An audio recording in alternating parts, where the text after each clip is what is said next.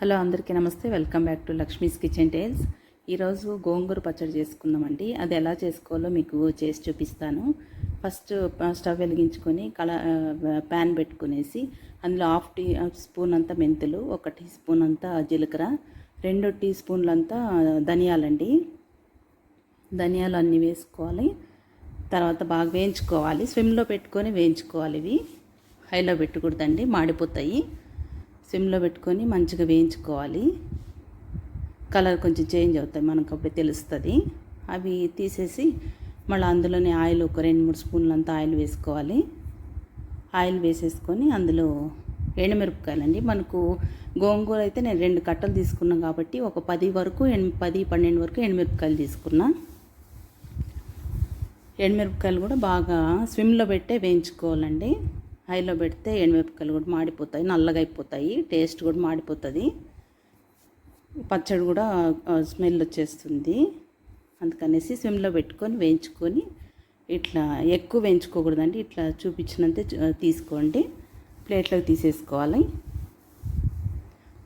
తీసేసుకునేసి మళ్ళీ మనం ఇందులోకే ఇంకొక 2 స్పూన్లంత ఆయిల్ వేసుకోవచ్చు. గోంగూర ఎక్కువే ఉందండి, 2 కట్టల దాకా తీసుకున్నా కాబట్టి ఇంకొక 2 స్పూన్లంత, 1 స్పూన్ 2 స్పూన్ల ఆయిల్ వేసుకోవాలి. అందులోనే వేసేసుకొని గోంగూర అండి బాగా శుభ్రంగా కడిగి ఆరబెట్టుకున్న గోంగూర తీసుకున్న 2 కట్టలంతా. ఆ 2 కట్టలు ఆయిల్లో వేసుకున్నా. అది బాగా కడిగి ఆరబెట్టుకుంటే చెడిపోదండి, 10-15 రోజులైనా నిలువ ఉంటుంది. కాబట్టి పచ్చడి బయట పెట్టినా, ఫ్రిడ్జ్లో పెట్టుకోకపోయినా మనం బయట పెట్టినా కూడా నిలువ ఉంటుంది, చెడదు అసలు. తడి మీద ఉంటే ఎట్లయినా, తడి ఉన్నప్పుడు కొంచెం చెడుతుంది కదండి బయట పెట్టుకున్నప్పుడు.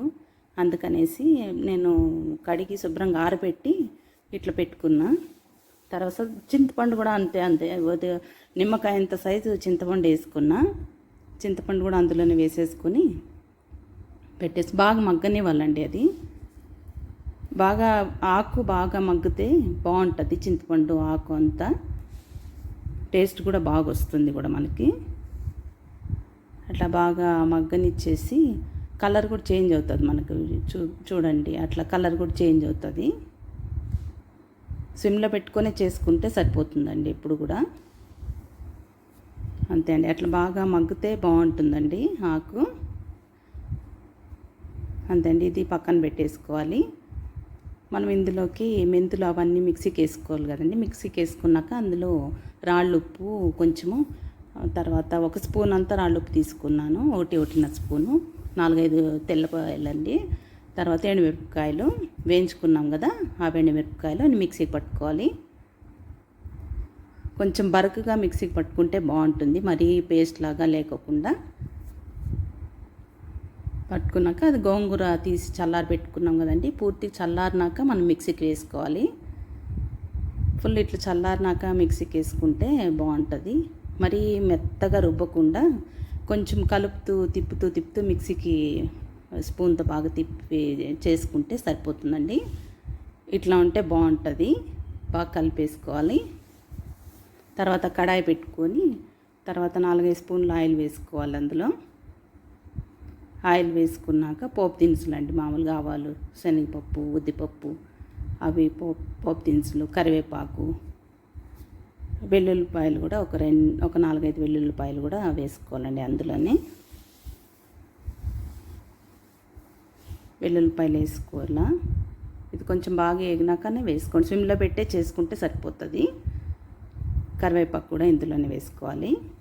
ఎండుమిరపకాయలు ఒక 2-3 తుంచేసుకుంటే సరిపోతుంది. స్విమ్లో పెట్టుకొని వేయించుకోవాలి.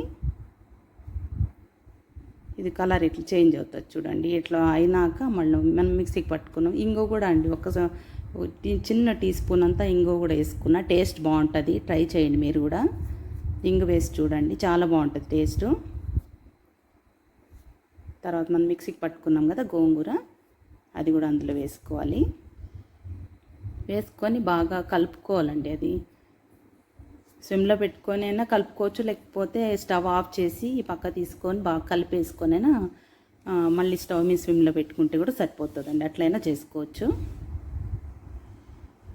గట్టిగా ఉంటుంది, వాటర్ వేయకూడదండి. మిక్సీకి వేసినప్పుడు మనం వాటర్ వేయకుండా మిక్సీకి పట్టుకోవాలి, నిలువ ఉండే పచ్చడి కాబట్టి. వాటర్ వేయకుండా సరిపోతుంది.